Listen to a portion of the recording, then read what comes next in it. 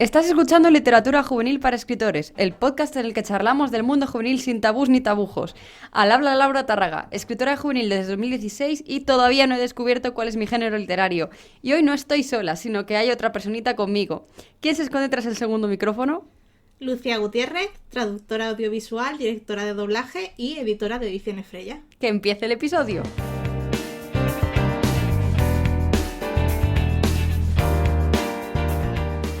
Bueno, Lucía, segunda invitada al podcast de Literatura Juvenil para Escritores. Muchas gracias por venir. Me parecía interesante invitar a Lucía, para quien no conozca, porque se lanzó a la aventura de crear una editorial juvenil al día de hoy, básicamente, que parece que hay muchísimas editoriales. En realidad España es uno de los países con más editoriales que hay, también porque es uno de los que más escritores tienen. Entonces, sí, me parecía interesante traerte para que nos contaras cómo es montar una editorial de juvenil. Yo he preparado unas preguntas, pero bueno, que si luego salen otras cosas se pueden hablar tranquilamente. Pues a ver, montar una editorial de juvenil es complicado. O sea, ya de por sí montar una editorial a secas es muy complicado. Pero si nos centramos en juvenil, yo diría que es un poco más complicado por, sobre todo, todos los estigmas que va asociado a la literatura juvenil, de que si eso no es literatura de verdad, que, bueno, todo lo que estamos acostumbrados a escuchar y que es mentira. Entonces, yo diría que lo más complicado es luchar contra esa corriente, sobre todo de gente que no es consciente realmente de qué es literatura juvenil y que, pues, menosprecia un poco la literatura que nosotros creamos. Y bueno, estando en este podcast todos lo hemos vivido, de que lo juvenil no es literatura de verdad. Entonces yo creo que eso es lo más complicado de montar esta editorial. Luchar contra el estigma, ¿no?, de la alta Sí, literatura, de la sí. literatura de verdad. Bueno, y a eso le sumamos que somos nuevos y entonces ya es como... No eres una editorial de verdad, ¿sabes? O sea, sí lo eres, pero para el resto del mundo no. Sí, claro, no, para el resto del mundo solo existen dos grandes editoriales. O sea, Sí, dos editoriales, no grandes, dos editoriales y ya está. efectivamente. Para empezar, te quería preguntar qué es lo básico que necesita una persona para montar una editorial de juvenil. Para montar una editorial en juvenil en concreto, yo diría que pasión por esa literatura. Porque partimos de lo mismo. Si vienes con una mentalidad muy distanciada de que esa literatura no es válida, no lo vas a hacer bien. Entonces, lo más importante es considerar cada proyecto como el mejor proyecto que tienes. O sea, eh, al mismo nivel Creer en que cada cualquier, proyecto. claro, al mismo nivel que cualquier otro libro que pueda verse en librerías. Y, y se me ha olvidado la pregunta. ¿Qué necesita una persona, lo básico, para montar una editorial Ah, juvenil? vale, sí. Aparte de confianza en lo que estás haciendo, pues pasión, lo que decía. Paciencia, porque es un proceso muy, muy complicado. O sea, no complicado en sí, sino que cuesta mucho. Hay que ponerle mucho esfuerzo, mucho empeño por hacerte un hueco, por demostrar que lo que haces es muy válido, por enfrentarte a lo que decía de toda esa gente. Entonces tienes que tener mucha paciencia y obviamente ya fuera de eso, para montar una editorial, pues tienes que contar de un presupuesto que te permita afrontar las publicaciones, porque si no, mal vamos. Yo voy a ser un poco cotilla en esto. Y sí que a lo mejor más Tranquila. adelante a lo mejor te pregunto por números, pero ya por curiosidad y por saber si alguien en algún momento se quiere plantear la idea de montar una editorial, costes, ¿sabes? Mm, ¿Cuánto cuesta? Pero bueno, me estoy adelantando. En cuestión ya más de, a lo mejor, burocracia o hacerte un hueco, ¿cuál es la parte más difícil de abrir una editorial? No sé, a lo mejor es el momento de darte de alta como autónomo o no eres un autónomo, eres una empresa. ¿Qué eres? O sea, ¿qué es lo más eh, difícil? es que eso depende mucho de la situación del emprendedor en sí, de quien quiera iniciarse en este mundillo. Yo, por ejemplo, en ese sentido lo tenía más fácil porque yo ya soy autónoma. Yo era autónoma, llevo 5 años siendo autónoma, entonces esa parte ya la tenía hecha. Eh, pero realmente todo el tema burocrático de papeleos y demás no es complicado siempre y cuando tengas un gestor o un asesor o un profesional que te ayude a moverte en un ámbito que realmente no tenemos por qué conocer tan en profundidad. O sea, es importante saber lo básico, pero para algo están los gestores. Entonces, cualquiera que quiera empezar una editorial, yo le aconsejaría quitarse esa parte complicada de decir, vale, no me voy a complicar más la vida, contrato un gestor. Y si haces eso, pues es algo que te quitas de encima. Y entonces, lo complicado realmente es el tema, yo diría que le pasa a mucha gente el tema de las declaraciones, de las trimestrales con el IVA, y eso al final es lo más farragoso, por así decirlo, pero si para todo lo que es administración, contabilidad, esa burocracia, cuentas con profesionales, yo creo que la parte técnica de montar una editorial no es muy complicada. Obviamente teniendo en cuenta que tienes que tener conocimientos de edición, de lo que conlleva montar una editorial. ¿Tú crees que es difícil hacerse hueco hoy en día en marketing, redes sociales y todo este tema cuando tienes una editorial juvenil chiquitina que acaba de nacer? Sí. ¿Crees que es... o sea, no sé, cuéntanos tu experiencia con esto porque llevabais un año y poquito. Un año. Es muy complicado porque para montar una editorial juvenil, sobre todo, te tienes que mover mucho en redes sociales, porque ahí es donde está tu público objetivo. Y las redes sociales hoy en día están muy saturadas de contenido a todas horas. Entonces tienes que estudiar muy bien los horarios en los que publicar cosas. Tienes que hacer un estudio de mercado, por así decirlo, aunque no es realmente un estudio de mercado en sí, para aprovechar al máximo ese recurso, porque está todo tan saturado que hacerse hueco es muy complicado. Tienes que encontrar un factor que te diferencie un poquito más. Por ejemplo, nosotros cuando nacimos, algo que llamó mucho la atención fue el logo de la editorial, que nos decían que era muy bonito, que es un logo llamativo y bonito. Entonces, Sí. tienes que... O sea, no, de verdad, yo me quedé como, oh Dios mío, qué bonito es, y lo vi y dije, es azul, y como me flipa el azul, pues yo ya fui de cabeza detrás. Entonces, tienes que buscar los pequeños detalles para intentar marcar una diferencia.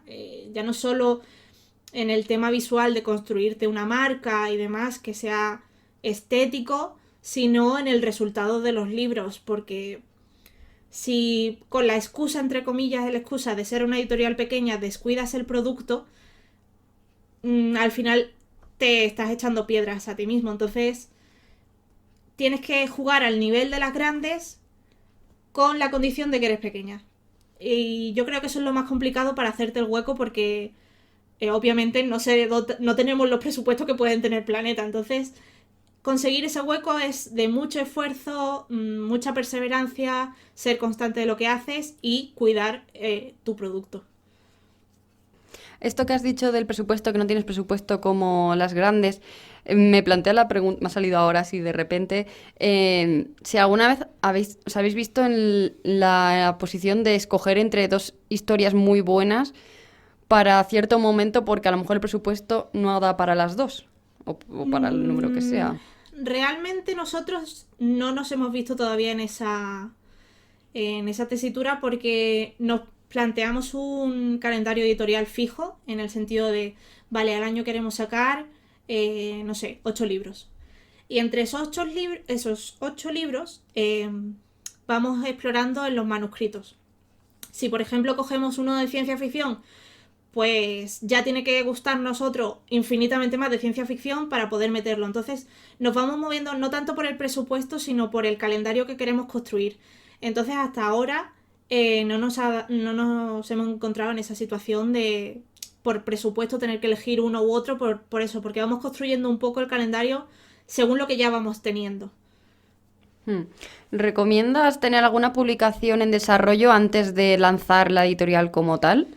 O sea, tener ya a lo mejor algún contacto, alguien que ya sabes que te va a sacar una novela para ya hacerte como, pum, salgo y tengo esta novela que va a salir dentro de X. A ver, conozco casos que lo han hecho así, teniendo ya cosas pactadas, pero en nuestro caso, por ejemplo, no fue así.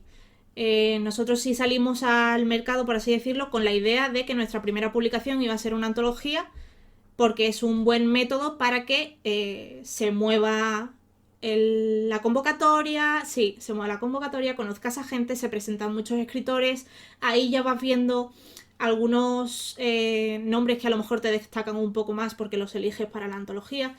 Entonces, ese fue el procedimiento que nosotros seguimos y nos salió bien.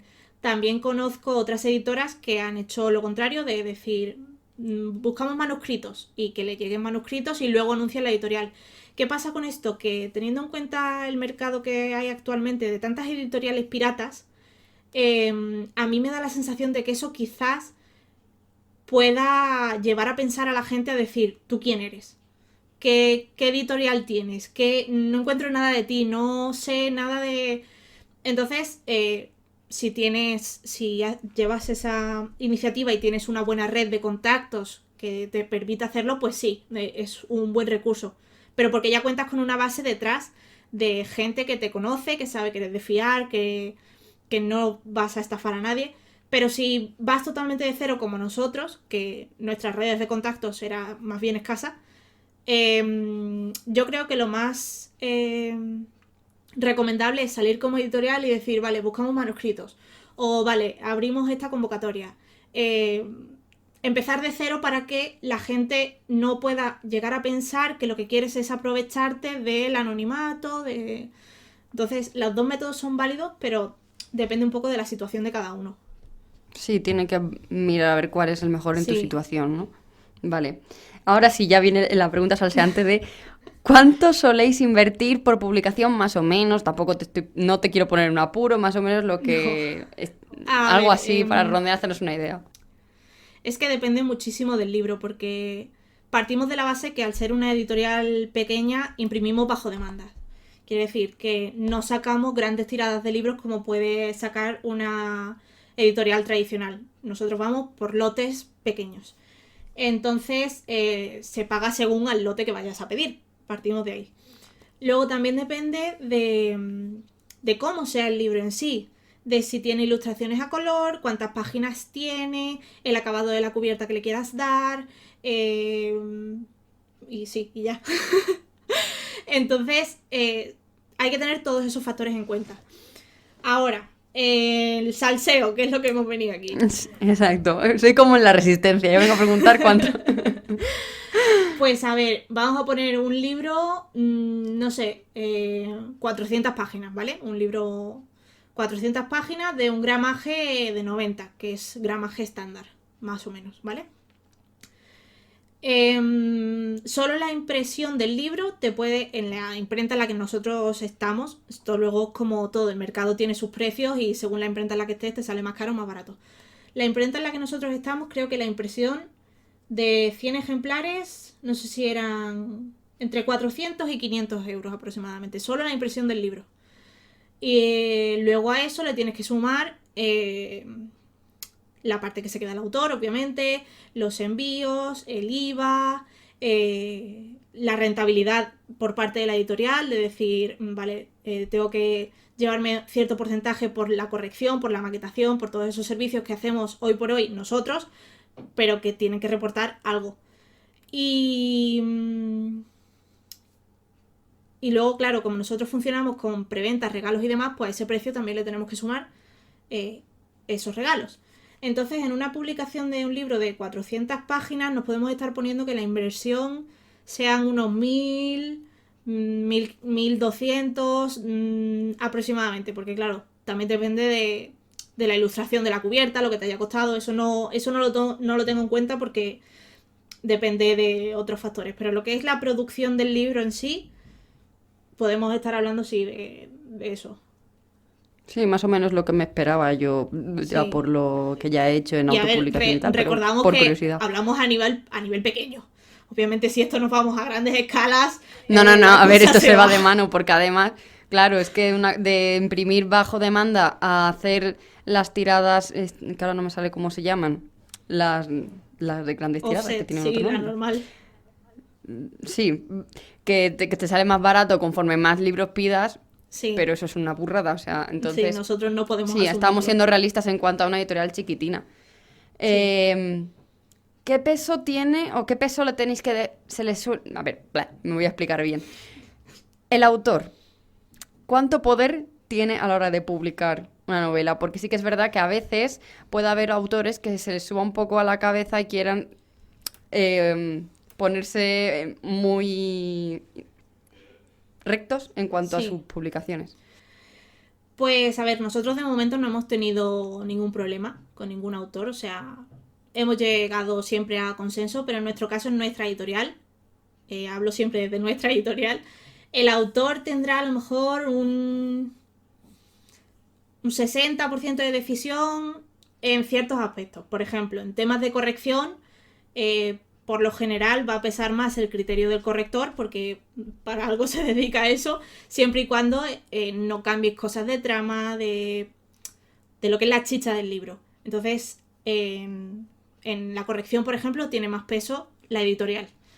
Pero en otros temas más artísticos como la cubierta, un poco el interior del libro, si quiere unos detalles en un lado, lo que es la parte artística en sí del libro, en nuestro caso el autor tiene pleno poder de decisión siempre y cuando a nosotros también nos parezca bien. Obviamente si a nosotros no nos parece bien, pues se busca otro medio. Hombre, Pero, claro, no vais a hacer ahí un churro. Claro, pero de momento, ya te digo, siempre ha ido muy bien. Los autores que nos han llegado son muy, bueno, autoras, porque solo tenemos mujeres, son muy abiertas en ese sentido de que confían en nuestro criterio y siempre acaban, por ejemplo, en la cubierta, acaban tomando la decisión ellas, pero sí es cierto que nosotros le decimos, pues a lo mejor este ángulo quedaría peor para la venta de la cubierta, no sé qué, tal. Entonces, deciden ellos en aspectos creativos, pero siempre con nuestro Sí, vamos, consenso y consejo. Sí, que tenéis al autor siempre de vuestra parte también, Sí. sabiendo que la última palabra es de la editorial, porque al Sí. fin y al cabo es el que está haciendo la inversión y el que está Sí, sí. jugándose el Sí, el trabajo. capital. Sí. Sí, básicamente. Vale, me parece muy interesante, la verdad, porque se sabe, hay veces que en grandes editoriales el autor no tiene nada de palabra Sí. o que no... Entonces, las diferencias, ¿no? De visibilidad, pero también de cariño, de cómo Claro. te tratan, más cercanía con los editores y tal. Nosotros, por ejemplo, perdona, la diferencia que vemos sobre todo en una editorial grande y una editorial pequeña, que no sea pirata, obviamente, en una editorial pequeña buena, es, por ejemplo, nosotros consideramos a nuestras autoras parte de la familia, o sea, se unen a Freya y son una más, se cuenta con ellas para eventos, para todo, entonces se les informa de todo en todo momento. Es algo que se peca un poco en las editoriales grandes, que se olvidan de que el manuscrito lo ha escrito una persona que ha dejado su corazón y su alma ahí y simplemente lo tratan como un producto de venta. Nosotros lo tratamos como algo creativo, humano. Sí. Sí. El caso de las grandes editoriales no solo, no creo que se olviden, sino yo creo que tampoco dan abasto, porque es que Bueno, sí, las también. locuras de cifras que ellos manejan también, eso es lo bueno también de contar con una pequeña familia, ¿no? Que lo tienes todo más controlado y no sé, a mí me parece que tiene su encanto. Yo siempre he sido muy fan de las editoriales, de todos los empresarios, entonces yo estoy súper fangirl siempre cuando hablo con gente emprendedora. En cuestión de distribuidoras, que creo que es lo más complicado a la hora de tener una editorial, ¿qué requisitos suelen poner para trabajar con ellas? O sea, ¿hay trucos? O si es... No sé, cuéntame cosas de distribuidoras que me interesan mucho. Por ejemplo, de momento no tenemos distribuidora tradicional como tal, por eso, porque los requisitos que piden son muy complicados. Entonces nos movemos en distribución bajo demanda. La imprenta tiene una red de distribuidores. Esos distribuidores están asociados a librerías y tú puedes ir a esas librerías y decir, vale, pues quiero tal libro, y te lo mandan directamente, pero no lo tienen allí. Para poder trabajar con las distribuidoras tradicionales, las de toda la vida, los requisitos que te piden normalmente son muy elevados, ya sea de número de libros en catálogos alto, también depende un poco de la distribuidora porque hay muchas, número de ventas, demostrar más bien que tienes un mínimo de ventas fiable para que a ellos les pueda rentar tener tus libros en almacén, mandarlos a librerías. Sobre todo los requisitos se mueven ahí, obviamente en el dinero, en que tengas un buen catálogo, una buena petición de libros detrás, que haya gente que realmente vaya a librerías, pida y a la distribuidora le llegue el uy, me han pedido este libro y no lo tenéis. Y sobre todo eso, el número de ventas que tienes y las publicaciones en catálogo.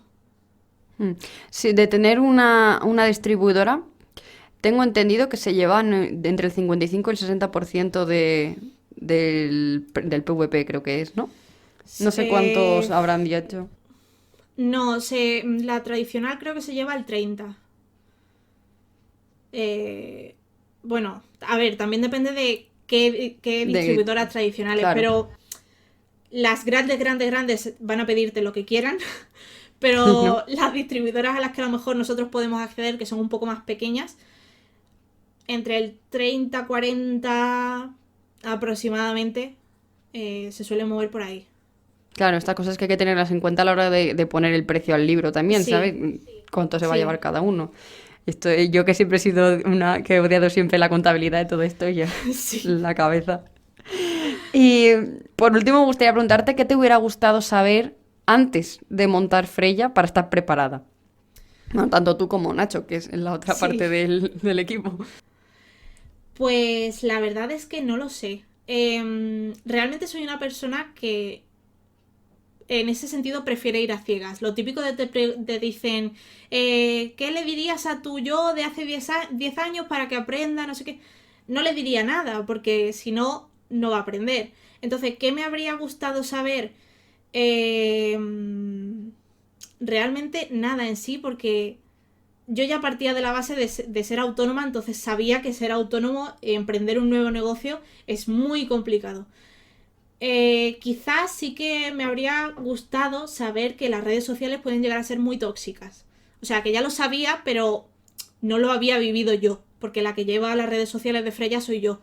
Entonces, a lo mejor aprender a separar, gestionarlo. Claro, a gestionar el decir, vale, esta es la empresa y esta es la persona. Al principio me costaba más, porque era como, jolín, la gente no se da cuenta de que detrás hay personas. Ahora soy más cuadriculada en ese sentido, sí, de decir, es trabajo, contexto profesional, a quien le guste bien y a quien no, pues también. Entonces, sí, hay que tener mucho estómago. Sí, yo creo que eso es lo que sí que me habría gustado saber. O sea, haberte dado un poquito de ánimo de, te espera esto, sí. Esta parte, así que sí, mentalízate, que a ver, ¿no? Que las redes sociales tienen sus cosas bonitas, hay muchísima gente que nos apoya y que nos da ánimo, que nos aprecia y demás, pero también está esa pequeña parte que al final hace que se destabilice la balanza de gente malintencionada que no se da cuenta de que aparte de una empresa eres una persona, entonces...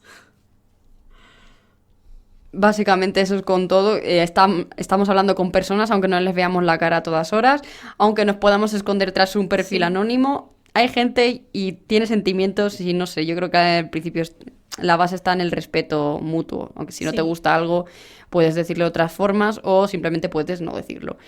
O compartirlo con tus seres más allegados, decir, pues mira, esto no me gusta, tal, pero que no tienes por qué hacerlo saber a otra gente.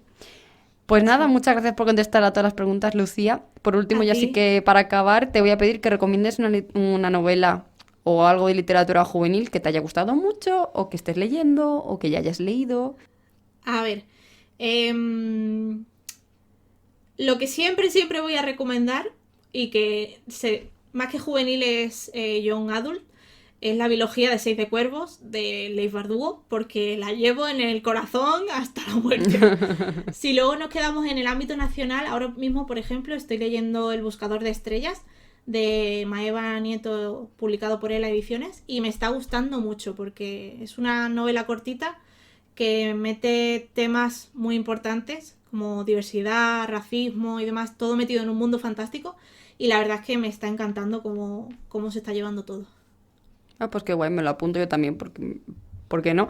Abajo dejaré todos los enlaces, tanto como a Freya como a los libros que ha recomendado Lucía. Y nada, muchas gracias por estar aquí, por ser la segunda invitada al programa, por contarnos los entresijos y por no cortarte con temas de esto. Y nada, a ti te escucho, nos escuchamos la próxima semana y recuerda, compartir todo el podcast por tus redes sociales, dar feedback para llegar a mucha más gente y ahora sí que sí, nos escuchamos la semana que viene. Adiós.